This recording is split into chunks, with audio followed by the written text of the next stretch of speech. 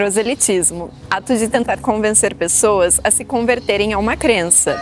Veja o que o padre Volney de Campos tem a falar sobre esse assunto dentro da Igreja Católica. Eu acho que cada um acredita no que quer, e se a pessoa não quer seguir uma religião, mas ela tem fé em alguma coisa, que é a escolha dela. Primeiro, ecumenismo, ela é o diálogo entre igrejas cristãs, que acreditam em Jesus Cristo, né? Então, por exemplo, nós temos muitas igrejas ecumênicas e tem outras não.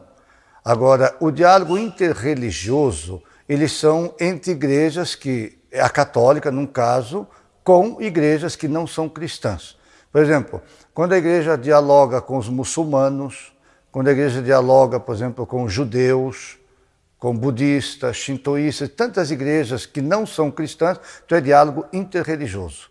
Até o Concílio Vaticano II, que começou em 62 e terminou em 65, antes, a igreja dizia, padre católico não pode participar de ecumenismo. Era uma intolerância, verdade. Aí depois da abertura que o Papa João XXIII convocou o concílio, houve aquela grande reunião em Roma e a igreja tentou mudar e se abrir ao mundo. E a partir daquele momento, não, a Igreja Católica também tem que participar do ecumenismo, que não foi ela que fundou, ela foi uma das últimas a entrar. Por quê? Porque o concílio decidiu, bom, se nós somos cristãos, como é que nós podemos viver desunidos? Se Jesus Cristo é o sinônimo do amor, da unidade, da tolerância, e nós vivermos separados, isso seria uma vergonha muito grande, né, para a humanidade. Então, o testemunho de unidade passa exatamente pelo diálogo. O ecumenismo entre essas igrejas não é no sentido, por exemplo, de eu, padre católico, assim, bom, vamos dialogar para que vocês voltem a ser católico. Não, muito pelo contrário. Quem é luterano continua luterano, quem é católico continua católico, quem é anglicano continua anglicano, mas que possam sentar juntos, rezar e se respeitarem. Porque esse testemunho nosso de várias igrejas é que vai dizer, tá vendo? Isso é Jesus Cristo. A mensagem dele é isso, não é dividir, cada um puxar a sardinha para o seu lado, né? Isso a gente chama de proselitismo, que é alguém que quer ir na outra igreja puxar a gente para a sua. Isso é contra o ecumenismo. Mas aí imagina a igreja, para Deus não existe igrejas, para Deus existe filhos e filhas. Então, se eu não consigo conviver aqui na terra como irmãos e irmãs, como é que a gente vai conviver no céu? Como eu vi esses dias um discurso do Papa, né, dizendo que assim, somos todos filhos do mesmo Deus, né? Então que a gente tem que respeitar cada um as suas convicções, as suas religiões, as suas crenças, desde que a gente tenha amor pelo próximo, né? Enfim, acho que o mais importante está centralizado nessa palavra, né? Na ação do amor mesmo. O amor, ele inclui, o amor não exclui. O amor, ele une, ele não desune. Então, quando você prega a desunião, quando você prega o ódio, a intolerância, é impossível você dizer que você está falando em nome de Deus ou em nome de Jesus Cristo.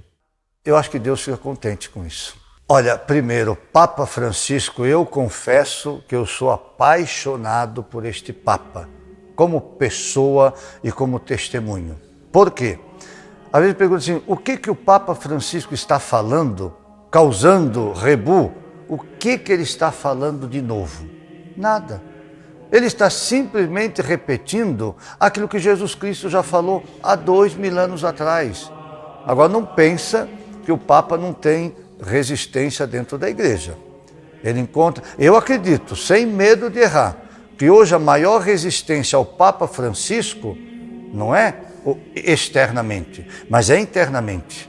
São padres, são bispos, são gente da igreja que não consegue entender a abertura que ele tem.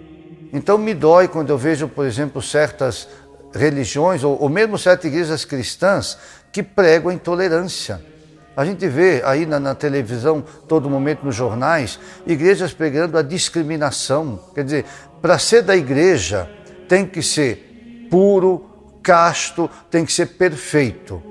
Aí eu respondo, o que Jesus respondeu? Eu vim para os pecadores eu vim para aqueles que estão perdidos. Jesus veio exatamente para o contrário. Ele não veio para os bons. Jesus veio para dar sua mensagem àqueles que estão longe de Deus. Agora, se uma igreja também ajuda a contribuir para que ela crie mais divisões, isso não é uma igreja de Deus. Homem que eu acredito que viveu no século passado, Charles de Foucault, ele era católico, mas resolveu viver os últimos dias da vida dele entre os muçulmanos. E ele tinha uma oração que ele rezava junto com todo mundo, dizia assim: Senhor, que a minha vida grite mais alto que as minhas palavras. Depois disso não precisa dizer mais nada, né? Muito obrigado.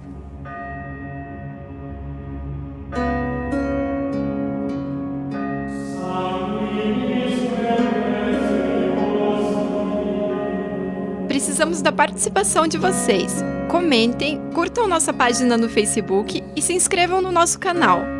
No próximo episódio, nós vamos falar sobre o islamismo.